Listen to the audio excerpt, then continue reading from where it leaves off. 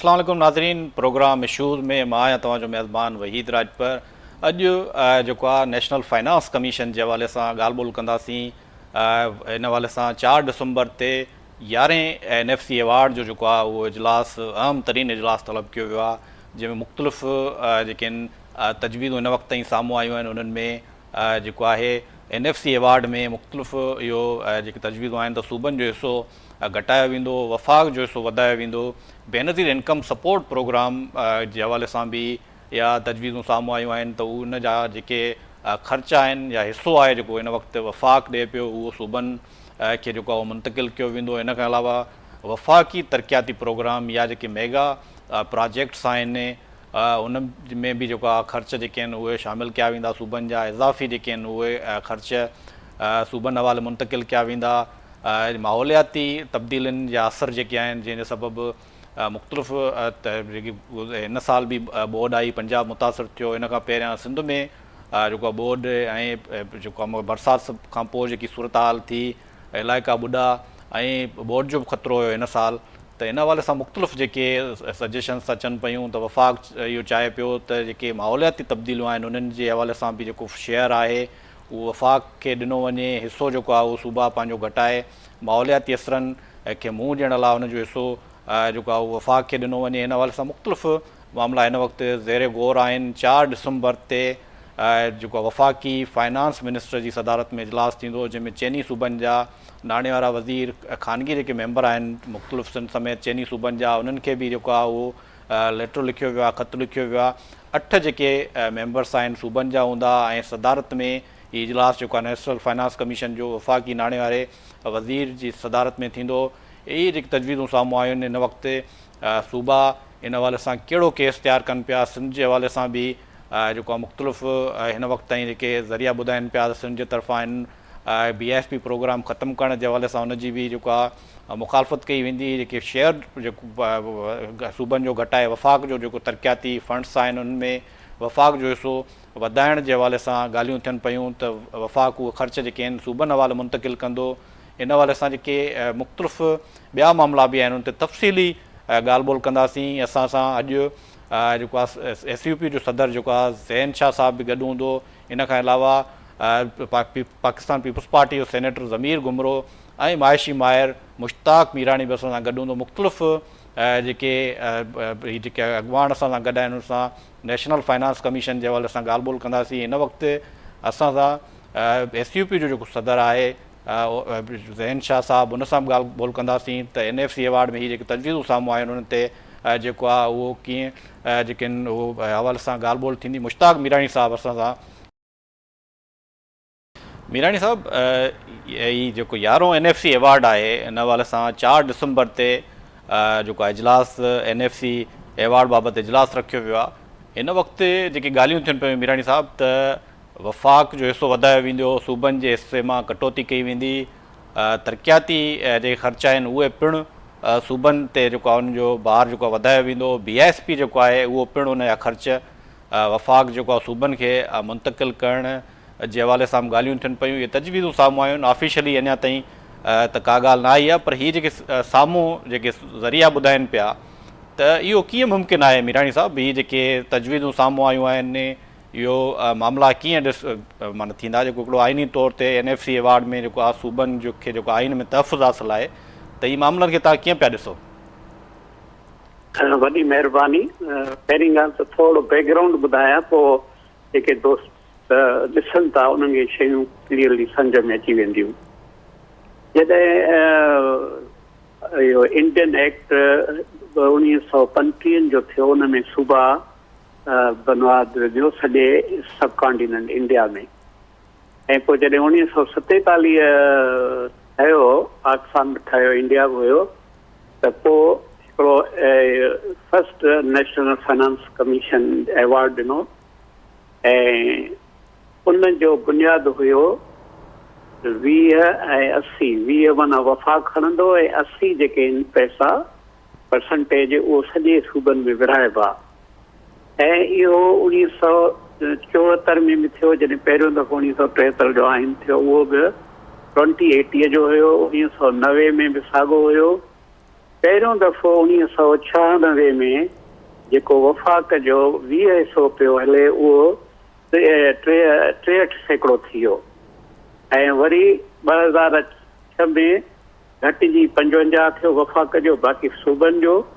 2010 में 18th amendment खां पोइ 40% वफ़ाक़ जो ऐं 60% जो हुयो पंहिंजो सूबनि जो। ऐं उहो सूबनि जी जेका विरासत ईअं पई थिए त पॉपुलेशन 83%, गुरबत 10.4 ऐं पावर जेको फाइनेंस को जनरेट कंदो जंहिं प्रोविंस में उनखे 5% ऐं इनवर्स पॉपुलेशन डेनिसिटी, जीअं मिसाल बलोचिस्तान में पर स्क्वायर किलोमीटर ते पॉपुलेशन घटि आहे छाकाणि उनखे कम्युनिकेशन जी ज़रूरत आहे, उनखे 3.7 ही आहे इन जो बैकग्राउंड। ऐं ही बिल्कुलु सही चयो त हे 11हों दफ़ो आहे नेशनल फाइनेंस कमीशन जेको आर्टिकल 160 जे आइन जे तहत आहे। ऐं जेको हाणे जेकॾहिं फ़ैसिलो इहो थियो अवॉर्ड रिकमेंड कंदो प्रेसिडेंट खे त उहो थींदो 8हों नंबर। हाणे जेके तव्हां इहो ॻाल्हियूं कयूं त छाकाणि त ही आइन जे तहत नेशनल फाइनेंस कमीशन ठही आहे, हुन में जेके बि तजवीज़ हूंदियूं शहरी बि हुन में तजवीज़ूं ॾेई सघनि था, तव्हां बि ॾेई सघो था त भई हीअं हुजे वट एवर में बि। उहा कमीशन टेक्निकली इंडिपेंडेंट आहे। उहो जेको बि अच्छा हिन में जेको रिकमेंडेशन जो जेको उसूल तय कयो हो 2010 में उहो हो त यकराए सां, हिन जो मक़सदु इहो आहे त हुन में वीटो पावर न हूंदो त वफ़ाक़ वीटो पावर कंदो या को ॿियो सूबो कंदो, न वफ़ाक़ ऐं जेके सूबा आहिनि यकराए सां जेको फ़ैसिलो कंदा उहो थ्रू प्राइम मिनिस्टर ऐं उहो प्रेसिडेंट ॾांहुं वेंदो। ही जेके हाणे जेके नेक्स्ट जेको इशू तव्हां ॿुधायो था जेके तजवीज़ूं, घणे वक़्त खां वठी इहो जी अरिड़हीं अमेंडमेंट थी 2010 में, उन खां बि जेके वफ़ाक़ परस्त आहिनि, जेके सेंट्रलाइज़्ड पावर जा जेके बेनिफिशरीज़ आहिनि, जेके उन्हनि खे तमामु त उन्हनि खे पेट में मरोड़ हुई त सूबनि खे एतिरा पैसा छो था वञनि, वफ़ाक़ जा छो घटिजी विया। ऐं पोइ उन्हनि डे 1 खां इहो शुरूआति कई त भई न वफ़ाक़ जेके प्रोविंस खे पैसा घणा था ॾियनि, वफ़ाक़ जो घटि थियो। हाणे तव्हांखे ॿियो तव्हांखे एक्सपेक्ट ॿुधाया उन्हनि जो इहो आहे त जेके ख़र्च आहिनि, हिकिड़ो जेको वफ़ाक़ जे जेके अदारा में उन्हनि जो पैसो आहे, जेके डेट रिटायरमेंट आहे कर्ज़ वापसि करिणो आहे उहो, उन खां पोइ इहो डिफेंस ऐं उन खां आख़िर में पब्लिक सेक्टर डेवलपमेंट प्रोग्राम जंहिंखे असां डेवलपमेंट प्लानिंग बि था चऊं, डेवलपमेंट प्लान बि चऊं था, डिफरेंट नाला आहिनि पर एक्चुअली हिननि जो इहो नालो आहे। क्वेश्चन इहो आहे त जेको इम्पोर्टेंट जेका शइ आहे जेके पॉलिसी मेकर या जेके मेंबर ॿुधनि था हिन तव्हांजे प्रोग्राम खे, त वफ़ाक़ पंहिंजे मर्ज़ीअ सां वठो थो कर्ज़ खणंदो वञे ऐं नेशनल इकोनॉमिक काउंसिल आहे उनखां न पुछे न करे पंहिंजे मर्ज़ीअ सां पियो लोन खणे। कंहिंखे ख़बर न आहे त उहो लोन जेकॾहिं खयो त उहो किथे ख़र्चु थियो, छा थियो, का ख़बर नथी थिए। ऐं पोइ एंड में चवंदा त भई वफ़ाक़ खे कर्ज़ बि ॾियणो आहे ऐं सिक्योरिटी इशू जेको इंडिया ऐं अफ़गानिस्तान जो थियो त उन में डिफेंस जा ख़र्च वधी विया ऐं जेके अदारा आहिनि वफ़ाक़ जा उहे लॉस में था वञनि, स्टील मिल आहे, ॿिया जेके अदारा आहिनि उन्हनि जो बि असांखे ख़र्चु भरिणो आहे, जेके ॿोॾियूं अचनि थियूं, क्लाइमेट चेंज आहे, तंहिंजे करे वफ़ाक़ जी पैसनि जी सख़्तु ज़रूरत आहे। उहो हाणे सूबा उन में हिसेदारी कनि, माना उन्हनि खे पैसा ॾियनि, असुलु इशू इहो आहे।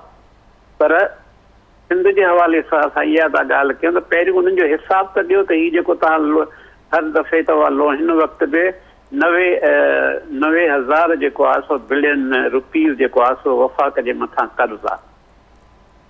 ठीकु आहे, हाणे जेको कर्ज़ था थियो उन खां पोइ तव्हां ख़र्च था वधायो ऐं नतीजो इहो थो थिए त फॉर एग्ज़ाम्पल त चओ था त जेके प्रोविंस खे पैसा घटि था थियनि। ऐं मज़ेदार ॻाल्हि इहा आहे ऐं तकलीफ़ इहा आहे 18 अमेंडमेंट खां जेके ऑलमोस्ट जेके बि अदारा आहिनि उहे सभु प्रोविंस ॾे हलिया विया आहिनि, इरेस्पेक्ट त सिंध आहे, पंजाब आहे, बलोचिस्तान या KP के। हाणे उहो जेके प्रोविंस उहे अदारा बि हलाइनि ऐं तरक़ी बि ॾियनि, बेरोज़गारी बि ख़तमु कनि, इहो उन्हनि जो कमु आहे, वफ़ाक़ जो न आहे। बेरोज़गारी बि ख़तमु कनि, गुरबत बि ख़तमु थियनि, पाणी बि ॾियो, रोड बि ॾियो, अस्पतालियूं में ॾियो, स्कूल में ॾियो, हर क़िस्म जा ख़र्च जेके इंट्रो सूबनि वटि आहिनि ऐं हीउ जेको वफ़ाक़ आहे उन वटि 4-5 अहिड़ा अदारा आहिनि जिन वटि उन्हनि जो पैसो थो ख़र्च थिए। इहो बैलेंस कीअं थींदो? नतीजनि में मां सम्झां थो त अनलेस को एॾो को इनविज़िबल पावर हुनखे राज़ी करे, बाक़ी फ़िलहाल त जेको आहे सूबा कंहिं बि हालत में अच्छा इहो आर्टिकल में इहो बि आहे त जेको प्रीवियस तव्हांखे अवॉर्ड मिलियो उहो हुजे या उन खां वधीक हुजे, घटि जेको आहे सूबनि खे न ॾियो, इहो बि आइनी प्रोटेक्शन आहे। हाणे ॾिसणो इहो आहे त इहो छा थो थिए, वरी हाणे न्यूज़ पई अचे, तव्हांखे सॼी ख़बर आहे त पंहिंजो नेशनल असेंबली ऐं सेनेट जो इजलास घुराइबो, मे बी का अहिड़ी अमेंडमेंट कनि त इन आर्टिकल में उहो जेको 161 मां आहे फॉर एग्जाम्पल, त जेको प्रोटेक्शन आहे NFC अवॉर्ड खे उन में थोरी चेंज आणनि, बाक़ी ज़ाहिरी तौर नज़र नथो अचे जीअं तव्हां ॿुधायो। मीराणी साहिबु, जेकी 28वीं आइनी तरमीम आहे, छा सम्झो था उन जे ज़रिए जेको आहे NFC के जेको सूबनि जो हिसो आहे उनखे तहफ़ुज़ हासिलु आहे, इहा 18th अमेंडमेंट जेकी 28वीं अमेंडमेंट आहे उहा जेको पास थी वेंदी, ऐं जेको तव्हां कीअं पिया ॾिसो त जेके सूबनि इनखे सूबा मञींदा जेके 4 सूबा आहिनि? हाणे पहिरीं त कंपोज़िशन ॾिसूं न चइनी सूबनि जी। पहिरियों त बाक़ी जेके 3 सूबा आहिनि उन्हनि खां चयो वञे थो अलेजली त इहे फार्म 47 जी पैदावार आहिनि, माना रिगिंग जी थी आहे। बाक़ी हुते जनरल इलेक्शन थी आहे KPK में। 3 सूबा त ॾाढ सां मैन्युपुलेशन सां डिफरेंट तरीक़नि सां मञी वञनि, पर KPK न मञंदो। अच्छा, त हीअ NFC जेकी आहे नेशनल फाइनेंस कमीशन, उन में जीअं तव्हां बि चयो ऐं ज़ाहिर इहो हिकिड़ो रिपोर्टेड आहे त यकराए सां थींदो। जेकॾहिं KPK नथो मञे, ज़ाहिर आहे BSP बि हिन में चयो पियो वञे त BSP जा ख़र्च बि जेको आहे उहो सूबा खणनि, त ज़ाहिर आहे सिंध हुकूमत या पीपुल्स पार्टी लाइ त BSP सम्झो रेड लाइन आहे, उनखे त ॿई सम्झो था त ॿई सूबा इहे मुमकिन आहे त हिन ते राज़ी थींदा? पहिरीं ॻाल्हि आहे त हीअ जेके बि इशूज़ तव्हां डिस्कस था कयो, तव्हां इहे शयूं एक्सपोज़ था कयो। हाणे उन कमीशन जा जेके प्रोसीडिंग्स में ईंदा उते छा थो थिए, कीअं थो थिए, असांजी त ख़्वाहिश मीडिया बि डिमांड करे, मां बि कयां त उन्हनि जी प्रोसीडिंग्स खे ट्रांसपेरेंट कनि, जीअं आइनी जेका अदालत आहे या नेशनल असेंबली आहे उहो ऑनलाइन हुजे त माण्हुनि खे ख़बर पए त छा थो इहो डिस्कशन थिए, ट्रांसपेरेंट थिए। हिन लाइ IMF जेका रिसेंटली जेका रिपोर्ट ॾिनी आहे त उहो बि चया त भई ट्रांसपेरेंसीअ खे अञा जी डिग्री वधाए, माना माण्हुनि खे सॼी ख़बर पए त थिए छा पियो डिस्कशन थिए, त माण्हू मुतमिन थी त फ़ैसिलो कीअं थो थिए। हाणे इहो त पंहिंजो जेके डाउट्स आहिनि या जेके अंदेशा आहिनि त ईअं थो थिए, पर मूंखे नथो लॻे त हीअ पोइ ख़बर अथव छा थींदो, पोइ थींदो बाईपास। तव्हांखे ख़बर आहे त 18 अमेंडमेंट खां पोइ सूबनि जा जेके तमामु घणा डिपार्टमेंट हुया पंहिंजा प्रोटेक्टेड हुया, पर SIF जे थ्रू हाणे वर्चुअली को बि डिपार्टमेंट प्रोविंस जो प्रोटेक्टेड न आहे। कंहिं बि ते उहो मिनरल हुजे, उहो पाणी हुजे, उहा ज़मीन हुजे या के लैंड हुजे, फॉर एग्ज़ाम्पल उहो हाणे जेके सूबाई जेके आहिनि पंहिंजो डिपार्टमेंट हाणे उहो प्रोटेक्टेड न आहिनि। 18 अमेंडमेंट में प्रोटेक्टेड हुआ, SIF में उहे हाणे प्रोटेक्टेड न आहिनि। त मे बी इन जो बाईपास अॼुकल्ह सिस्टम हले थो पाकिस्तान जे गवर्नेंस जो, बाईपास कयो। तव्हांखे ख़बर आहे त हर शहर जे ॿाहिरां हिकिड़ो हाईवे हूंदो आहे जेको शहर जे विच में बजाए ॿाहिरां, त मे बी बाईपास जे हिकिड़े फिलासफ़ी जे तहत हिकिड़ो एग्ज़ीक्यूटिव ऑर्डर जे थ्रू उहो कनि। पर जेको मुंहिंजो अंदेशो आहे, जेका मुंहिंजी नॉलेज आहे, जेको मां प्रेडिक्ट करे सघां थो त KPK इन ते मञी नथी। छाकाणि KPK जे अञा ॿिया बि उन्हनि जा आहिनि इहे क्लेम आहिनि सूबे जा। मिसाल तौरु हाइड्रो इलेक्ट्रिक जा जेका उन्हनि जा रॉयल्टी आहे उहा उन्हनि खे अञा न मिली आहे। पाटा जा अॻूणा जेके हिन इलाइक़ा उहे ज़म थी आहे, उनजो उन्हनि खे $100 बिलियन हर साल ॾियणो, उहो उन्हनि खे कोन थो मिले। ऐं ॿिया बि उन्हनि जा डिफरेंट क्लेम्स आहिनि। त ज़ाहिर आहे उहे चवंदा त पहिरियों हिन क्लेम में असांखे हीअ पैसा ॾियो, पोइ असां NFC में अॻिते था वधूं, जेको मीडिया में अचे थो। फॉर एग्ज़ाम्पल मीराणी साहिबु, असां सां SUP जो सदर ज़ैन शाह साहिबु बि असां सां गॾु आहे, तव्हां लाइन ते रहिजो। ज़ैन शाह साहिबु, अॼु जेको आहे हीअ ॻाल्हियूं हलनि पियूं, कल्ह हिकिड़ो नोटिस बि निकितो चइनी सूबनि खे त NFC जो अवॉर्ड जेको आहे 4 डिसंबर ते तलब कयो वियो आहे। मुख़्तलिफ़ जेके आहिनि हिन वक़्त ताईं जेके तजवीज़ूं साम्हूं आयूं आहिनि, रिपोर्ट थी चुको आहे त वफ़ाक़ जो हिसो वधायो वेंदो, सूबनि जो हिसो घटायो वेंदो। BISP जो बेनज़ीर इनकम सपोर्ट प्रोग्राम आहे उन जा जेके ख़र्च आहिनि उहे बि सूबनि खे मुंतक़िल कया वेंदा। तरक़ियाती जेके रिथाउनि जा ख़र्च आहिनि उहे पिणु जेको आहे सूबनि खे मुंतक़िल कया वेंदा। हीअ जेकी सूरत हाल आहे इनखे कीअं पिया ॾिसो तव्हां? NFC खे आईनी प्रोटेक्शन आहे। NFC जेका फंक्शन आहे उनखे विरासत जो फार्मूलो आहे जंहिंखे आईनी प्रोटेक्शन अॻई आहे।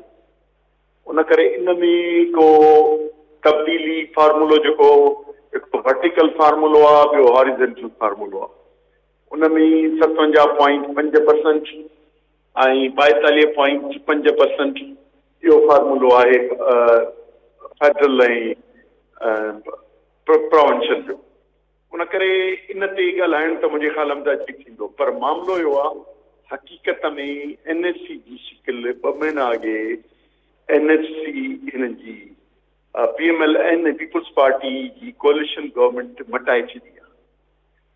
कुल NFC जी सभिनी मिल्कियतूं गॾु थी अचनि थियूं 12 ट्रिलियन जे लॻभॻि, जंहिंमें 7.5 या थोरो मथे सूबनि में विरहाइजे थी, 5 खां मथे फेडरल सिस्टम।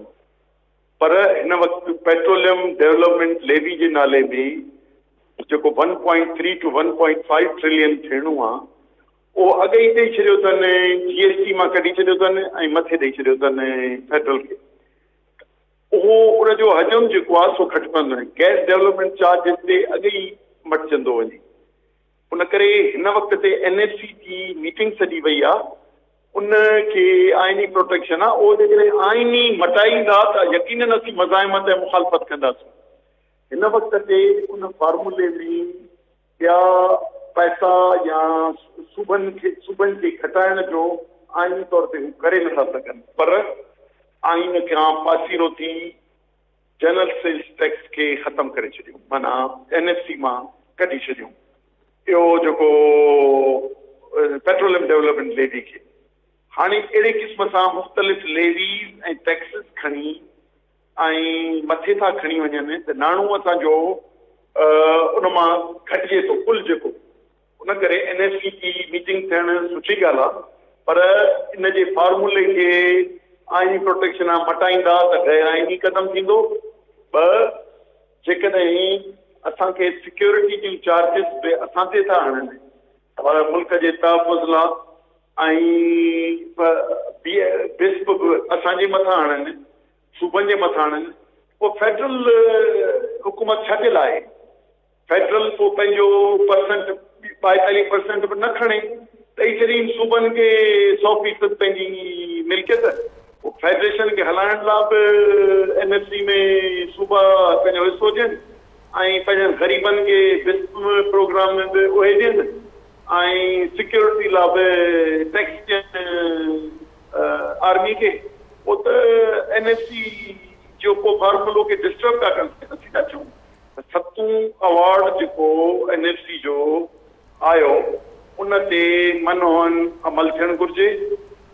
2018 तरमीम में जेके 17 मिनिस्ट्रियूं ख़तमु थियणियूं से ख़तमु थियणु घुरिजनि। फेडरल सिस्टम जेको लिमिट 18 महीननि में उहो करणु घुरिजे। पर हिन वक़्त ते ये कोलिशन गवर्नमेंट जेका नून लीग ऐं पीपुल्स पार्टी जी आहे उन्हनि सूबनि खां मिल्कियतूं SIAC जे में घुरे वरितियूं आहिनि ऐं जेके 100% सूबनि जूं हुयूं उन में 50% पंहिंजो हिसो ॻंढे छॾियो। त असांजे मिल्कियत जो हिकिड़ो असासन जो ॿियो NFC जे इन खे अॻे ई क़ौमी असेंबली छेड़े चुकी आहे। उन करे 7 जेको अवॉर्ड हो जेको 2010 में आयो उनखे ज़हन में रखंदे असांखे उन ते वापसि वञणु घुरिजे। ही जेके विच में जेके चेंजिस कयूं वयूं आहिनि लेवीज़ जे नाले में या किन सूबनि खे ख़ुसूसी ग्रांट ॾियण जी या सिक्योरिटी जी ग्रांट या नवां ॿार विझण जा जेके फेडरल सिस्टम पंहिंजा विझण जी कोशिशि करे, असां हुनखे नामंज़ूर कंदासीं। अच्छा शाह साहब, इन में जेको आहे IMF जो रोल बि शामिलु कयो वियो आहे नेशनल फाइनेंस कमीशन में, इनखे कीअं पिया ॾिसो तव्हां? कीअं IMF जो छा कयो आहे? IMF बि इन में जेको आहे उहो उनखे रोल ॾिनो वियो आहे। IMF जे हवाले सां जेके ॻाल्हियूं अचनि पियूं त इन जेकी पूरी विर्छ थींदी नई NFC अवार्ड जी, उन में IMF जो रोल बि हूंदो। IMF पंहिंजो रिकमेंडेशन ॾे, असांखे आइनी प्रोटेक्शन आहे। IMF पंहिंजूं जेके प्रपोज़ल ॾे थी त फेडरल गवर्नमेंट खे ॾींदी। असांजो रुगो इहो चवणु आहे त पाकिस्तान में यूनिटरी फॉर्म ऑफ गवर्नमेंट ऐं लोकल गवर्नमेंट खे बि जा बि पैसा घुरे ऐं लोकल गवर्नमेंट खे बि यूनिटरी फॉर्म माना गवर्नमेंट था करणु चाहिनि।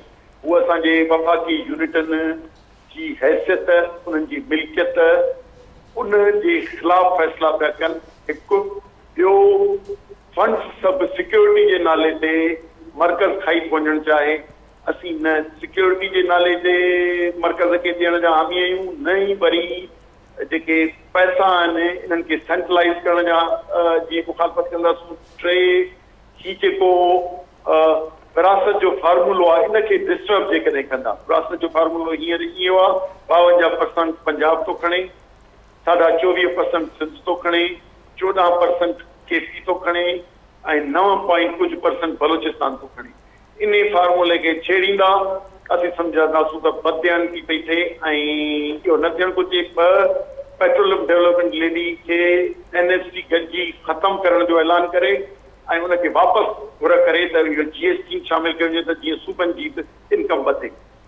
IMF जे रोल खे असां यकीनन कंसीडर ज़रूरु कंदासूं, पर पहिरीं वाज़े ॿुधायूं त IMF खे कहिड़ा इशूज़ आहिनि। मूंखे असां इहो ॿुधो ज़रूरु आहे, पर मूंखे स्पेसिफिक ख़बर न आहे त हू प्रोविंसिस जो छो थी घटाइणु घुरे, छो थी घटाइणु घुरिजे। छो त फेडरल गवर्नमेंट वटि हींअर फंड्स तमामु घणा आहिनि। स्टेट बैंक ऑफ पाकिस्तान जो 1200 अरब नॉन टैक्सेबल पैसा उन्हनि वटि आहिनि। 17 जेके मिनिस्ट्रियूं ख़तमु न कयूं अथनि उहे सभु उन्हनि वटि आहिनि। ॿ, प्रोविंसिस जो जेको मिनरल रिसोर्सिस जो, कोल जो, मिनरल रिसोर्सिस जो, जेको पेट्रोलियम जो, गैस जो आहे, उन में 50% भाईवार थी विया आहिनि असांजे कोल में, ऐं पेट्रोलियम ऐं गैस जी सभु पैसा हू था खणनि। उन करे फेडरल गवर्नमेंट वटि पंहिंजी ज़रूरत खां वधीक इनकम आहे। सिर्फ़ु जेके अलॻि 60 डिपार्टमेंट ऐं मिनिस्ट्रियूं 17 रखियूं वेठियूं आहिनि, इहे ख़तमु कनि। तव्हां सम्झा पियो त फेडरल गवर्नमेंट वटि बचत जी बजट ठहंदी ऐं असां हू वधीक सूबनि खां घुरण जी कोन कंदी। महिरबानी शाह साहब, महिरबानी तव्हांजी जेको तव्हां टाइम ॾिनो। हिन वक़्तु असां सां पीपल्स पार्टी जो सेनेटर ज़मीर घुमरो साहब मौजूदु आहे। ज़मीर साहब, NFC अवार्ड जो जेको आहे इजलास 4 डिसंबर ते तलब कयो वियो आहे। जेके सूबनि जा जेको मेंबर्स आहिनि, फाइनेंस मिनिस्टर आहिनि, उन्हनि खे बि पिणु उन में घुरायो वियो आहे। हिन वक़्तु तव्हां इस्लामाबाद में आहियो। NFC अवार्ड जे हवाले सां मुख़्तलिफ़ जेके ॻाल्हियूं हलनि पियूं त सूबनि जो हिसो घटायो वेंदो, BISP जा जेके ख़र्च बि आहिनि उहे बि सूबनि हवाले कया वेंदा, तरक़ियाती जेके रिथऊं आहिनि उन्हनि जूं पिणु ख़र्च जेके आहिनि उहे वफ़ाक़ सूबनि हवाले जेको आहे इज़ाफ़ी करणु चाहे पियो। ख़र्च जेके आहिनि मुख़्तलिफ़ ॻाल्हियूं हलनि पियूं, त हिन हवाले सां तव्हां छा चवंदो, छा पियो थिए ऐं सूबनि जो हिसो घटायो पियो वञे या आइनी तौर ते त वधणु घुरिजे? तव्हां इस्लामाबाद में आहियो, इन जी शयुनि जी कुझु तस्दीक कयो, ज़ाहिरी आहे पार्लियामेंट जा सेनेट जा मेंबर आहियो, त हिन हवाले सां छा पियो थिए सर? ॾिसो, सूबनि जो हिसो पहिरियों ई थोरो आहे। पाकिस्तान जो टोटल टैक्स रेवेन्यू आहे 14,000 अरब ऐं नॉन टैक्स रेवेन्यू आहे 5,000 अरब। जेका डिस्ट्रीब्यूशन थींदी आहे उहा टैक्स रेवेन्यू मां थींदी आहे। 14,000 अरब मां 8,000 सूबनि खे मिलंदा आहिनि, 6,000 फेडरल गवर्नमेंट खणंदी आहे। पर IMF जो शर्त रखाईंदा आहिनि त वरी 1,400 अरब अञा सूबा ख़र्च न कंदा। माना कुझु लही चइनी सूबनि खे 6,500 मस मिलंदा आहिनि। टोटल फेडरेशन जे 19,000 रेवेन्यू मां, जेको तक़रीबन 30-32% आहे। त इन खां बि वधि जेको आहे सो तव्हां सूबनि जे हिसे में कीअं कटौती कंदव?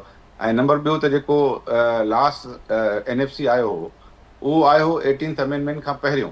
18th अमेंडमेंट थियण खां पोइ जेके सूबनि जूं ज़िम्मेवारियूं वधियूं आहिनि, उनखे वधीक पैसा न ॾिना विया आहिनि। ऐं टियों त कॉन्स्टिट्यूशनल जेको आहे सो प्रोटेक्शन आहे सूबनि जे हिसे खे, त सूबनि जो हिसो वधाए सघिजे थो पर घटि नथो करे सघिजे पंहिंजो ईंदड़ NFC एवॉर्ड में। त मुंहिंजे ख़्याल में फेडरल गवर्नमेंट वटि जेके रिसोर्सिस आहिनि उहे तमामु घणा आहिनि। फेडरल गवर्नमेंट जी जेका बजट आहे उहा 17,500 अरब आहे, जॾहिं त फेडरेशन जो रुगो 6,500 रुपया जेको रेवेन्यू आहे उहो सूबनि खे मिले थो। हाणे सिविलियन जेको एक्सपेंडिचर आहे फेडरल गवर्नमेंट जो उहो इक्वल टू 3 डिफेंस बजट्स आहे। डिफेंस बजट आहे 2.5 ट्रिलियन ऐं फेडरल गवर्नमेंट जो जेको सिविलियन एक्सपेंडिचर आहे उहो आहे 7 ट्रिलियन, माना 7,000 अरब। तव्हां फेडरल गवर्नमेंट जेको आहे सो जेकॾहिं 18th अमेंडमेंट मुताबिक़ कयो था त उहा 2,500 खां 3,000 अरब में आराम सां हलाए सघो था, पर उहा गवर्नमेंट तव्हां हलायो था 7,000 अरब में, जेको पाकिस्तान जे अवाम ते भार आहे। इवन तव्हांखे जेको आहे IMF रुगो 700 अरब थी ॾे साल में, तव्हांखे कर्ज़ वठण जी बि ज़रूरत न आहे। तव्हां जेकॾहिं 4,000 अरब रुपया सिविलियन एक्सपेंडिचर ते बचायो, इहे जेके सूबाई खाता आहिनि उहा जेको आहे सो प्रोविंसिस जे हवाले कयो। इहो जो आहे डिस्कोस खे जेको 1,100 अरब रुपया जेको आहे सब्सिडी था ॾियो, डिस्कोस खे सूबनि जे हवाले कयो। कॉन्स्टिट्यूशन में सूबाई सब्जेक्ट आहे आर्टिकल 157 में। त अहिड़े नमूने सां तव्हां फेडरल गवर्नमेंट जेको आहे सो 3,000 या 2,500 अरब में आराम सां हलाए सघो था, पर उहा तव्हां 7,000 अरब में हलायो था ऐं उनखां पोइ चओ था त वरी असांखे सूबा वधीक पैसा ॾियनि। मुंहिंजे ख्याल में इहा नाइंसाफ़ी आहे। As far as BISP is concern, BISP जेको आहे सो सोशल सिक्योरिटी आहे। कॉन्स्टिट्यूशन जे आर्टिकल 38 में इहो लिखियलु आहे त स्टेट सोशल सिक्योरिटी ॾींदी ऐं बिस्प 700 अरब, माना 19,000 अरब मां 700 अरब 3.6% थो थिए टोटल पाकिस्तान जे रेवेन्यू जो। उहो तव्हां माण्हुनि जे सोशल सिक्योरिटी ते जेकॾहिं ख़र्चु कंदव, तव्हां ॿाहिरि वेंदा त पाकिस्तान जूं लाइनियूं लॻल हूंदियूं आहिनि त असांजे बेरोज़गार आहियूं, असांखे सोशल सिक्योरिटी ॾियो। इहो त world over social security state ॾींदी आहे ऐं उन्हनि तबक़नि खे ॾींदी आहे जेके बेरोज़गार आहिनि, जेके लाचार आहिनि, जेके कमाए नथा सघनि या जिन खे रोज़गार न आहे। त हींअर बिस्प जेको आहे सो इन जो पर्पज़ ई इहो हो त जेके जिते ब्रेड विनर्स न आहिनि या औरतुनि खे जेको आहे सो सपोर्ट करे जिते बेरोज़गार आहिनि। त मुंहिंजे ख्याल में बिस्प जी बि जेका बजट आहे उहा as far as revenue is concern त उहा बि नेग्लिजेबल आहे। त मुंहिंजे ख्याल में फेडरल गवर्नमेंट खे पंहिंजो जेको सिविलियन एक्सपेंडिचर आहे उहो ड्रेस्टिकली कट थियणु घुरिजे। 7,000 मां 3,000 अरब ताईं ऐं 4,000 अरब बचाए उहो सूबनि जे हवाले बि करे ऐं कुझु कर्ज़ लाहे त मुल्क अॻिते वधी सघे थो, तरक़ी करे सघे थो ऐं फेडरेशन बैलेंस थी सघे थी। बाक़ी हींअर फेडरेशन वटि 70% जेको आहे सो रेवेन्यू आहे, सूबनि वटि 3% आहे। जॾहिं पार्टीशन थी पाकिस्तान ठहियो हो त उन वक़्तु सूबनि वटि 80% हूंदो ऐं फेडरल गवर्नमेंट वटि 20% हूंदो। इन जे करे इहा जेको डिसबैलेंस आहे उनखे इन तरीक़े सां ख़तमु करे सघे थो। बाक़ी सूबनि जो हिसो घटाए नथो सघे, उनखे कॉन्स्टिट्यूशनल प्रोटेक्शन हासिलु आहे। ज़मीर साहब, ही हिकिड़ी हाणे ज़ैन शाह साहब बि चयो त IMF खे जेको रोल ॾियनि पिया नेशनल फाइनेंस कमीशन में, इन जी थोरी वज़ाहत कजो त IMF जो रोल कहिड़ो हूंदो? IMF जो को बि कॉन्स्टिट्यूशनल रोल कोन्हे को, इहो ब्यूरोक्रेसी उनखे वठी ईंदी आहे ऐं मुख़्तलिफ़ शयूं जेको आहे सो चवराईंदी आहे त जीअं जेको आहे सो असांजी सपोर्ट थिए। IMF हिननि खे 700 अरब ॾिए थी। फेडरल गवर्नमेंट जेको आहे सो 4,000 अरब फौरी तौर ते बचाए सघे थी, मिनिस्ट्रियूं डिवाल्व करे, ॿिया ख़र्च डिवाल्व करे, कट करे। ऐं मुंहिंजे ख्याल में फेडरल गवर्नमेंट खे कर्ज़ जी ज़रूरत कोन्हे, मुल्क खे अॻिते वधाए सघिजे थो। पर ब्यूरोक्रेसी जी जेका बजट आहे उहो 3 डिफेंस बजट थी खणे बीहे। कहिड़े हिसाब सां 10-12 तव्हांजो मिनिस्ट्रीज़ आहिनि जेको आहे सो कॉन्स्टिट्यूशन जे तहत, उहे तव्हां 10-12 मिनिस्ट्रीज़ जेको आहे सो 2,500-3,000 अरब में आराम सां हलाए सघो था। अञा उहो वधीक पैसो आहे, छो त फॉरेन मिनिस्ट्री आहे, जेके मुलाज़िम आहिनि उहे KMC खां घटि आहिनि, एॾियूं के वॾियूं थोरी आहिनि। पर जेको हुनजो कॉन्स्टिट्यूशनल मैंडेट आहे फेडरल गवर्नमेंट जो, उनखां उहा जेको आहे सो 4 गुना वधीक आहे। ऐं उहे जेको आहे सो ऑर्गेनाइज़ेशन ठाहियूं आहिनि, प्रोविंशियल सब्जेक्ट से मिनिस्ट्रियूं ठाहियूं अथऊं, सब्सिडी था ॾियनि। जेको आहे इलेक्ट्रिसिटी तव्हां छो था सब्सिडी ॾियो, तव्हां डिस्कोस खे प्रोविंसियल जे हवाले करे छॾियो। सभु जेको आहे सो डिस्कोस जेको आहे सो आर्टिकल 157 प्रोविंशियल सब्जेक्ट आहे। त मुंहिंजे ख़्याल में हीउ जेको ध्यानु हटायो थो वञे फेडरल गवर्नमेंट जे सिविलियन एक्सपेंडिचर तां, ऐं उहो डिस्कशन बि कोन्हे त 7,000 अरब तव्हां छो था ख़र्चु कयो फेडरल गवर्नमेंट ते। सूबा फेडरल गवर्नमेंट इन करे ठाहींदा आहिनि त जीअं असीं गॾियल तौर ते उनखे हलाए सघूं, असांजो ख़र्चु घटि थिए। पर जॾहिं उहो सूबनि खां वधीक ख़र्च थी वञे, सूबनि जी बजट जेको आहे 10,500 अरब मस्तु थींदी ऐं फेडरल गवर्नमेंट जी बजट आहे 17,500 अरब। जॾहिं उहो एतिरो जेको आहे सो उनजो ख़र्च थी वञे जो सूबा अफोर्ड न करे सघनि, त ज़ाहिर आहे उनखे डिबेट में आणिजे त फेडरल गवर्नमेंट जो एतिरो 7,000 अरब जो सिविलियन एक्सपेंडिचर छो आहे ऐं छो ब्यूरोक्रेसी बार बार जेको आहे सो ॿाहिरनि इदारनि खे IMF खे वठी उनखां जेको आहे मुख़्तलिफ़ स्टेटमेंट ॾियारे थी ऐं सूबनि ते प्रेशर थो विधो वञे त उनजो पैसो सूबनि खे मिले छा थो 30% वधि में वधि। हुनजा ॿिया पंहिंजा रिसोर्सिस आहिनि ऐं सूबनि वटि ॿिया टैक्सिस थोरो ई आहिनि। ऐं उनखां पोइ तव्हां चओ था त लोकल गवर्नमेंट खे PFC ॾियो। लोकल गवर्नमेंट जा वर्ल्ड ओवर पंहिंजा टैक्सिस थींदा आहिनि। असीं हिते लोकल गवर्नमेंट खे जेको आहे सो हो ॾेई छॾी आहे प्रॉपर्टी टैक्स ऐं ॿिया टैक्स जेको आहे सो लोकल गवर्नमेंट जा पंहिंजा थींदा आहिनि। लोकल गवर्नमेंट खे प्रोविंशियल गवर्नमेंट खां फेडरल गवर्नमेंट खां पैसा मिलंदा त उहा कमज़ोर हूंदी आहे स्ट्रांग हूंदी। लोकल गवर्नमेंट खे पंहिंजनि पेरनि ते बीहण जे लाइ पंहिंजा टैक्सिस कलेक्ट करण जो अख़्तियार हूंदो आहे। जेके कंटोनमेंट बोर्ड्स आहिनि उहे कनि था ऐं उन वटि पैसा जाम आहिनि, उहो रिकवरी कनि था। लोकल गवर्नमेंट ॿियूं नथियूं कनि, असीं उनखे जेको आहे हुते टैक्सिस जी पावर बि ॾेई छॾियो आहे। त मुंहिंजे ख़्याल में हीअ जेके टैक्सिस आहिनि इहे चारई टैक्सिस जेको फेडरल गवर्नमेंट जेको आहे रिकवर करे थी ऐं NFC उनखे विराए थो, income tax, sales tax on goods, excise duty, custom duty, ये चारई प्रोविंशियल ऐं फेडरल गवर्नमेंट जे विच में विराया वेंदा आहिनि वर्ल्ड ओवर। लोकल गवर्नमेंट खे पंहिंजा टैक्सिस हूंदा आहिनि। त मुंहिंजे ख़्याल में IMF खां जेको चवरायो वञे थो या उनखे वठी अचे थो, उनजो मेन जेको इशू आहे उहो फेडरल गवर्नमेंट जो हद खां वधीक सिविलियन एक्सपेंडिचर आहे 7000 अरब। आवाम जेको आहे सो डिफेंस बजट ॾिए थो 2.5 ट्रिलियन, 8.2 ट्रिलियन जेको आहे सो तव्हांजी वञे थी डेट सर्विसिंग ते। उन जे ॾियण खां पोइ जेके 7000 अरब फेडरल गवर्नमेंट ते ख़र्च था थियनि उनखे डिस्कशन में आणिजे त तव्हां उनखे 7000 अरबनि मां 3000 अरब में छो था आणियो ऐं ब्यूरोक्रेसी। ज़मीर साहब आवाज़ अचे पियो? जी ज़मीर गुमरे साहब सां हिन वक़्तु नाज़रीन लाइन जो डिस्टर्ब थी वई आहे, त वधीक असां राब्ते करण जी कोशिशि कंदासीं। हिन वक़्तु NFC एवॉर्ड जे हवाले सां जेको 11हों NFC एवॉर्ड, ज़मीर साहब आवाज़ अचे पियो? हा जी जी जी जी ज़मीर साहब ही तव्हां कंटिन्यू कजो ॻाल्हि कयो पिया। हिन वक़्तु मां ॿियो सुवाल थो तव्हां कयां। हिन वक़्तु जीअं CM सिंध बि बजट सेशन में हिकिड़ो बयानु ॾिनो त गुड्स ते बि असांखे वफ़ाक़ जेको आहे टैक्स कलेक्शन जे हवाले सां अख़्तियार ॾे। हिकिड़ी ॻाल्हि इहा, ॿियूं जेके प्रोविशनल टैक्सिस आहिनि हिन वक़्तु वफ़ाक़ उहे कहिड़ियूं कहिड़ियूं टैक्सिस उगाड़े पियो जेके सूबनि खे मिलणु घुरिजनि। तव्हां हिन ते काविश में बि तमामु शानदार तरीक़े सां लिखियो आहे, आइनी माहिर बि आहियो। त प्रोविशनल जेके सब्जेक्ट्स आहिनि जेके हिन वक़्तु वफ़ाक़ उन ते टैक्स उगाड़े पियो उहे सूबनि खे मिलणु घुरिजनि, उहे कहिड़ा आहिनि? ऐं ॿियो गुड्स ते बि टैक्स जेकी आहे उहा सिंध जे वॾे वज़ीर मुतालबो कयो त वफ़ाक़ असांखे ॾे। Chairman Peoples Party Bilawal Bhutto Zardari बि इन हवाले सां चयो। त इन ते थोरो नाज़रीन खे क्लियर कजो त कहिड़ा टैक्सिस प्रोविशनल आहिनि ऐं गुड्स ते केतिरा जेको आहे हुन में सिंध टैक्स उगाड़े सघे थो। न, चारई टैक्स जेके वॾा आहिनि, इनकम टैक्स आहे, सेल्स टैक्स ऑन गुड्स आहे, वॾे में वॾो tax sales tax on goods आहे, ॿियो इनकम टैक्स आहे, टियों एक्साइज ड्यूटी आहे, चौथों कस्टम्स आहे। चारई जेको आहे सो आइन में फेडरल गवर्नमेंट खे रिकवरी करणी आहे, फेडरल गवर्नमेंट खे रिकवरी करणी आहे। टैक्सिस जी डिस्ट्रीब्यूशन NFC खे करिणो आहे, जिते 8 सूबनि जा मेंबर आहिनि, हिकिड़ो फेडरल गवर्नमेंट जो मेंबर आहे। त फेडरल गवर्नमेंट खे रिकवरी जो अख़्तियार आहे, उनखे डिस्ट्रीब्यूशन जो अख़्तियार न आहे। हा, इहो डिस्कशन आयो, इवन चार्टर ऑफ डेमोक्रेसी में बि इहो इशू जेको आहे खयो वियो हो त sales tax on goods world over जेको आहे सो प्रोविंशियल टैक्स आहे, उनजे करे उहा प्रोविंसिस खे ॾिनी वञे। पर उन वक़्तु जेको आहे सो कंसेंसस न थी सघियो हो, छो त उन में इहो आर्ग्यूमेंट पियो ॾिनो वञे त सूबा रिकवर न करे सघंदा। ऐं हींअर जॾहिं सूबनि जेको आहे सो सर्विसिस ते जेका टैक्स आहे सेल्स टैक्स, उहा जेको आहे सो वॾे पैमाने ते रिकवरी करे ऐं पंहिंजी कारकर्दगी फेडरल गवर्नमेंट खां वधीक ॾेखारी आहे, त उन में पाकिस्तान पीपुल्स पार्टी जो इहो मुतालबो हो त सेल्स टैक्स ऑन गुड्स जी जेका रिकवरी आहे उहा जेको आहे सूबनि खे ॾिनी वञे, ऐं जेकॾहिं सूबा घटि कनि त उहे जेको आहे सो पाण फेडरल गवर्नमेंट खे उहो भरे ॾींदा, छो त सूबनि जी जेका कारकर्दगी आहे, छो त उन्हनि जो इंट्रस्ट हूंदो। ऐं गुड्स सर्विस हूअं बि वर्ल्ड ओवर जेको आहे सो इंडिया में, अमेरिका में, जिते किथे जेको आहे सो प्रोविंशियल सब्जेक्ट आहे। गुड्स ते जेको आहे सो प्रोविंसिस जी रिकवरी कंदा आहिनि। इहो Pakistan Peoples Party federal government खे चयो त गुड्स जेको वॾे में वॾो टैक्स आहे सेल्स टैक्स ऑन गुड्स, उहो उन्हनि जी रिकवरी सूबनि जे हवाले कई वञे। त उन में छो त फेडरल गवर्नमेंट फेडरल ब्यूरोक्रेसी जो कोई इंट्रस्ट कोन्हे उन रिकवरी करण जो, उन में वॾे पैमाने ते करप्शन आहे, उन में वॾे पैमाने ते जेको आहे सो लूप होल्स आहिनि, ऐं प्रोविंसिस जो उन में इंट्रस्ट इहो थींदो त उन्हनि जो हिसो वधंदो, छो त प्रोविंसिस जो ई ख़र्चु आहे, एजुकेशन उन वटि आहे, हेल्थ उन वटि आहे, लॉ एंड ऑर्डर उन वटि आहे, एग्रीकल्चर, इंडस्ट्री, लोकल गवर्नमेंट, सभु जेके बि ओरिजिनल आवाम जा खाता आहिनि उहे प्रोविंशियल गवर्नमेंट वटि, फेडरल गवर्नमेंट वटि सपोर्टिव खाता आहिनि, ऐं उन्हनि जो नॉन डेवलपमेंट एक्सपेंडिचर आहे फेडरल गवर्नमेंट जो, हे डेवलपमेंट एक्सपेंडिचर आहे जेको बि आहे।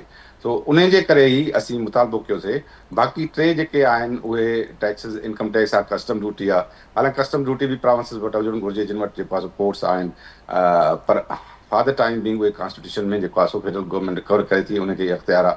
त मुंहिंजे ख़्याल में गुड्स ते जेको असीं मुतालबो कयो या चीफ मिनिस्टर साहब मुतालबो कयो त उनजी रिकवरी असांखे ॾिनी वञे त उहो बहितर थींदो, पर फेडरल गवर्नमेंट फ़िलहाल छॾींदी कोन, छो त कॉन्स्टिट्यूशन में उन्हनि खे रिकवरी करण जो अख़्तियार आहे। ज़मीर साहब, ॿियो जेके पॉइंट्स हिकिड़ो मुख़्तलिफ़ जेके आया आहिनि उन में हिकिड़ो पॉइंट इहो आहे त माहौलियाती तब्दीलियुनि जा जेके असर आहिनि उन्हनि जे हवाले सां वफ़ाक़ सूबनि खां शेयर घुरियो आहे। इन में जेको आहे उनखे कीअं पिया ॾिसो तव्हां? ॾिसो माहौलियात जी जेका तब्दीली 2005 में कश्मीर जो ज़िलज़िलो आयो, माहौलियाती तब्दीली ऐं पंहिंजो डिज़ास्टर मैनेजमेंट प्रोविंशियल सब्जेक्ट आहे, हाणे ताईं कॉन्स्टिट्यूशन में प्रोविंशियल सब्जेक्ट आहे। पर हिननि आइन जे आर्टिकल 144 में जेकॾहिं प्रोविंशियल असेंबली हिक या हिक खां वधीक रेज़ोल्यूशन पास कनि थियूं त उन प्रोविंशियल सब्जेक्ट खे पार्लियामेंट रेगुलेट करे त पोइ उहो लॉ ठाहींदा आहिनि। ऐं प्रोविंशियल असेंबली 2005 में कश्मीर ज़िलज़िला खां पोइ रेज़ोल्यूशन पास कया त ही सब्जेक्ट जेको आहे सो पार्लियामेंट रेगुलेट करे, पर उहो कॾहिं बि सूबो वापसि वठी सघे थो उहो सब्जेक्ट सूबे जे हद ताईं। त उन में जेको आहे सो parliament Pakistan disaster management authority ठाही ऐं फेडरल गवर्नमेंट उहो सब्जेक्ट जेको आहे सो क्लाइमेट चेंज जी मिनिस्ट्री बि दाख़िल क़ाइमु करे छॾी। हालांकि उनखे मिनिस्ट्री क़ाइमु न आहे करणी, मिनिस्ट्री जेको आहे सो प्रोविंसिस जो सब्जेक्ट आहे ऐं प्रोविंसिस हुनखे पावर ॾिनो डिज़ास्टर मैनेजमेंट जो, ऐं डिज़ास्टर मैनेजमेंट अथॉरिटी जेको आहे सो पाकिस्तान डिज़ास्टर मैनेजमेंट अथॉरिटी ठाही वई ऐं उनखे सॼियूं ज़िम्मेवारियूं ॾिनियूं वयूं त जिते बि डिज़ास्टर हुजे, क्लाइमेट चेंज हुजे, उनखे एड्रेस करे। ऐं ॿियो जेको आहे सो सूबनि जो सब्जेक्ट आहे।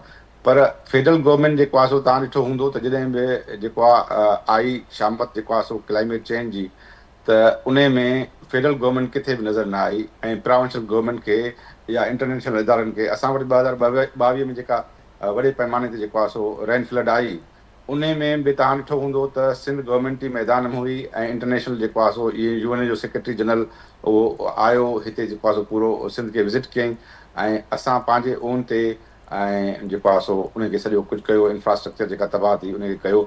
पर फेडरल गवर्नमेंट हाणे चए थी सब्जेक्ट असां वटि हुजे पर पैसा तव्हां ॾियो। तव्हां वटि अॻु में ई 7 ट्रिलियन आहिनि ख़र्च जे लाइ, 7,000 उनजो अकाउंट त कयो न, उनखे डिबेट में त आणियो न। उहो त नेशनल डिबेट में आहे ई कोन, को मीडिया हाउस उन ते जेको आहे तबसरो कोन थो करे। फेडरल गवर्नमेंट 7,000 अरब छा ते थी ख़र्च करे? माना सूबनि खे मिलनि 6,500 चइनी अरबनि खे फेडरल रेवेन्यू आहे, ऐं फेडरल गवर्नमेंट जी जेका सिविलियन एक्सपेंडिचर हुजे 7,000 अरब हुजे। इहो कीअं माना जस्टिफाई कीअं न कनि? फेडरल ब्यूरोक्रेसी इहा थी चाहे त इहे सभु मिनिस्ट्रियूं जेके गैर कानूनी क़ाइमु कयूं अथऊं, जेके खाता क़ाइमु कया अथऊं, इहे हुजनि त असांजा प्रमोशन्स थियनि ऐं असांखे जेको आहे सो वधीक अञा लेवी मिले। उन जे करे इहो सॼो माना जेको फाइनेंशियल डिबेट आहे उहो उन्हनि जे डायरेक्शन में आहे। माना हू जेको सब्जेक्ट छेड़णु चाहिनि त उहो ई मीडिया में अचे थो। बाक़ी हुननि जो जेको सिविलियन एक्सपेंडिचर आहे 7,000 अरब जो, जेको चइनी सूबनि खे पैसा मिलनि था उनखां बि वधीक आहे, उहो डिस्कशन बि न आहे, उहो डिबेट बि न आहे। त बाबा तव्हां इहो मुल्क सां छो था एतिरो जेको आहे सो वेदन कयो? इहा त वेदन आहे न। तव्हांखे 3,000 जे बजाए तव्हां 7,000 अरब सां जेको आहे फेडरल गवर्नमेंट हलायो, सिविलियन एक्सपेंडिचर हुनजो एतिरो कयो। तव्हां वटि एतिरी ज़िम्मेवारियूं कोन्हनि, 7-8 मिनिस्ट्रीज़ आहिनि वधि में वधि तव्हां ॿधो जेकॾहिं तव्हां शिके कंदव बि 10-12 थींदियूं न। उन ते एतिरो जेको आहे सो 7,000 बिलियन जेको आहे तव्हां सूबनि सिंध सूबे जी बजट आहे 3475 अरब, ऐं तव्हांजो सिविलियन एक्सपेंडिचर जेको आहे 7,000 अरब आहे। तव्हांजी पंजाब जी बजट आहे 5,500 अरब, तव्हांजो 7,000 आहे। माना हिकिड़े सूबे खां बि तव्हांजी वॾी जेको आहे सो गवर्नमेंट था हलायो, त उन ते डिबेट थियणु घुरिजे, उहो NFC में अचणु घुरिजे। पर इन में कंहिं बि चैनल ते मां न ॾिठो आहे, कंहिं बि मीडिया हाउस ते न ॾिठो आहे फेडरल गवर्नमेंट जो जेको सिविलियन एक्सपेंडिचर आहे उहो घणो आहे उन ते डिबेट कयो वञे। छो नथो कयो वञे? छो त उनखे जेको आहे सो डाइवर्ट कयो वञे, त उन तां अटेंशन डाइवर्ट कयो वञे, ॿिया इशूज़ अचनि त जीअं उनखे जेको आहे सो माना उन तां रिलीजन लाइ एक्चुअली इशू जेको आहे उहो न अचे। मुंहिंजे ख़्याल में इहो पाकिस्तान जे अवाम सां ऐं उन सां जेको आहे सो वॾी वेदन आहे त उनखे डिस्कशन में नथो आणियो वञे ऐं ज़ोरी ज़बरदस्ती लैंडिंग इंस्टीट्यूशन खे पाकिस्तान में आणे उनखां मुतालबा कराया था वञनि ऐं अवाम खे पोइ धिको थो वञे। सोशल सिक्योरिटी न ॾींदासीं, माण्हुनि खे रोज़गार न ॾींदासीं ऐं वर्कर्स खे जेको आहे वेजिस न ॾींदासीं। इहो जेको आहे इहो एंटी वर्कर एंटी पीपुल जेका अप्रोच आहे फेडरल ब्यूरोक्रेसी जी, मुंहिंजे ख़्याल में इनखे वॾे पैमाने ते मुल्क में कंडेम थियणु घुरिजे ऐं फेडरल गवर्नमेंट जो जेको सिविलियन एक्सपेंडिचर आहे उहो वॾे पैमाने ते हर जाइ ते हर फोरम ते डिस्कशन थियणु घुरिजे त बाबा तव्हां एतिरो ख़र्चो था कयो।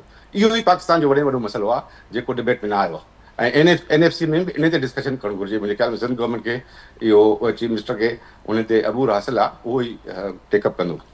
ज़मीर साहब, आख़िरी सवाल, हिन वक़्तु जेके आदमशुमारी जा नतीजा पिया आया उन में कराची जेको आहे 2 नंबर जेकी वॾी पश्तून आबादी रखंदड़ शहर आहे, हिन में नतीजनि में जेको आहे सेंसस जे में आयो। ॿियो त जीअं मसलन KPK खे मिले पियो दहशतगर्दी जे मुतासिर जेको आहे ई सूबो रहियो आहे बलोचिस्तान, उन जो अलॻि शहर आहे, त हिते बि जेको आहे कराची ऑपरेशन बि थियो, वधि खां वधि जेको आहे असांजो जेको राजधानी वारो शहर आहे कराची उहो जेको आहे हिन में मुतासिर रहियो। हिते बि टारगेट किलिंग, दहशतगर्दी, तमामु घणा हमला थिया। त इन में तव्हां नथा सम्झो त हिकिड़ो त आबादी जेको इलीगल इमिग्रेंट्स आहिनि उहो वॾे में वॾो जेको ॿार आहे उहो असांजे सूबे ते सिंध ते आहे, ॿियनि सूबनि खां जेकी आबादी अचे पई उनजो ॿार बि हिते घणे में घणो सिंध ते आहे। त इन जो शेयर मिलणु घुरिजे, इनखे तव्हां कीअं पिया ॾिसो? ॾिसो मुंहिंजे ख़्याल में शेयर त एक्चुअली जेका आर्टिकल 160 आहे उनजो जेको स्पिरिट आहे उहो इहो ई आहे त सूबनि मां जेका टैक्सिस थिए थी उन जा जुदा अकाउंट रखिया वञनि ऐं पोइ इहो डिसाइड थिए त जेको आहे सो फेडरल गवर्नमेंट पंहिंजे एक्सपेंडिचर लाइ सूबनि मां केतिरा पैसा खणे ऐं उनजो को फार्मूलो ठाहिणु घुरिजे। पर हिते उबतो आहे अकाउंट हिकिड़ो हूंदो, माना फाइनेंशियल वन यूनिट त न आहे न, ऐं उन मां पोइ तव्हां जेको आहे सो मापो ठाहियो था त बाबा 43% हाणे फेडरल गवर्नमेंट खणी वई, बाक़ी जेके 57% आहिनि हाफ बचा उहे पंहिंजो कंहिं फार्मूले तां था विरायूं त उहो जेके पैसा आहिनि उहे तव्हांजे सूबे मां रिकवर थियनि था उनखे वापसि कयो न, तव्हां विराईंदो छो? माना इहो बि हिकिड़ो एस्पेक्ट आहे NFC जो। ऐं इन जे करे ई असीं इहो चवंदा आहियूं त बाबा तव्हां ओवर एंड अबोव जेको NFC आहे उनखां शेयर जेको आहे सो सूबनि खे न ॾियो, बल्कि विदिन द NFC तव्हां अहिड़ो मैकेनिज़म ठाहियो जेको सूबनि खे इंसाफ़ ॾेई सघे। त फॉर एग्ज़ाम्पल मुंहिंजे सूबे मां जेको टैक्स रिकवर थिए थो जेनरली उहो मुंहिंजे सूबे खे मिले ऐं फेडरल गवर्नमेंट जेको आहे सो आबादी जे हिसाब सां उतां टैक्स खणे, त पोइ आबादी बि घटिजी सघे थी। त पोइ हर को सूबो चवंदो असांजी आबादी घटि आहे, हींअर हर को सूबो पंहिंजी आबादी वधाए थो। जॾहिं तव्हां उनखे NFC खे आबादी सां कंदव त ज़ाहिर आहे सूबा पंहिंजी पॉपुलेशन वधाईंदा, अंग अखर चाढ़े पेश कंदा, ऐं हिन में तव्हांखे सेंसस में बि ईअं ई थियो त अंग अखर जेको आहे चाढ़े पेश कया विया ऐं हिते जेके बि रातो राति जेको आहे 50 लख माण्हू वधी विया। इहो मुंहिंजे ख़्याल में सेंसस में इन करे धांधली थी थिए। ऐं अमेरिका में ॿियो सेंट्रलाइज सिस्टम असांजो आहे election government of India act 1935 जेको पाकिस्तान जो कॉन्स्टिट्यूशन हो 56 ताईं, उन में बि सूबाई इलेक्शंस जेको आहे सूबा पाण कराईंदा, लोकल गवर्नमेंट जो इलेक्शन पाण कराईंदा। हाणे दलबदीन जेको आहे सो यूनियन काउंसिल जी इलेक्शन बि जेको आहे इलेक्शन कमीशन ऑफ पाकिस्तान थी कराए, जेका अनमैनेजेबल आहे, जेका सूबनि खे, छो त सूबनि में जेको आहे सो वोट दाख़िल थियणु घुरिजे ऐं सूबाई जेके इलेक्शन आहिनि उहे सूबाई इलेक्शन अथॉरिटीज़ आहिनि उनखे अॻे कराईंदियूं। हींअर सेंट्रल आहे इलेक्शन कमीशन ऑफ पाकिस्तान, उन करे मुख़्तलिफ़ सूबनि जा जेके डेमोग्राफिक इंट्रस्ट्स आहिनि, छो त election commission of Pakistan vote दाख़िल करे थी, पोइ हुते धारियुनि जा वोट बि थियनि था, डेमोग्राफिक बि सूबनि जी अफेक्ट थिए थी ऐं उन में डिस्प्यूट्स बि अचनि था। उन जे करे मुंहिंजे ख़्याल में इहो इलेक्शन कमीशन बि डिसेंट्रलाइज़ हुजे हा, ऐं चइनी सूबनि जूं पंहिंजो इलेक्शन कमीशन आहे, बाक़ी नेशनल असेंबली इलेक्शन्स ॾिसो अमेरिका में त सदारती इलेक्शन स्टेट्स कराईंदियूं आहिनि, सूबा कराईंदा आहिनि। असां वटि जेको आहे यूनियन काउंसिल जी इलेक्शन में इलेक्शन कमीशन ऑफ पाकिस्तान थी कराए। त इहो जेको इलेक्शन कमीशन जो इशू आहे इहो बि मुंहिंजे ख़्याल में ज़ेरे बहस अचणु घुरिजे।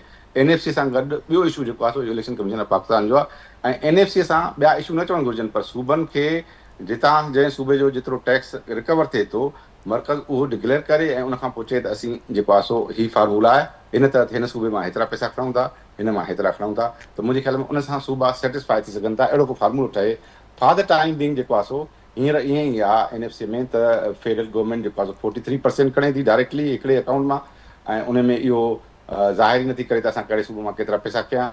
ऐं नंबर ॿियो 57.5% खे जेको आहे सो बजाए सूबनि खे वापसि करण जे उन ते जेको आहे सो फार्मूलो ठाहियो थो वञे त हे आबादी जी बुनियाद ते वधायूं, हे हिन जी बुनियाद ते वधायूं। मुंहिंजे ख़्याल में इहो जेको आहे इन सां नाइंसाफ़ी थिए थी, इनखे रिव्यू कयो वञे त बहितर आहे। महिरबानी ज़मीर गुमरो साहब तव्हां KTN न्यूज़ खे टाइम ॾिनो। नाज़रीन जेको आहे NFC अवार्ड जो इजलास 4 डिसंबर ते तलब कयो वियो आहे। सैयद ज़ैन शाह साहब असांखे टाइम ॾिनो, SVP जा सदर आहिनि ज़मीर गुमरो साहब, सेनेटर पाकिस्तान पीपुल्स पार्टी, मायशी माहिर आहिनि मुश्ताक मीरानी साहब, उन टाइम ॾिनो। नाज़रीन हिन वक़्तु पंहिंजे मेज़बान वहीद राजपर खे ॾींदा इजाज़त। अल्लाह।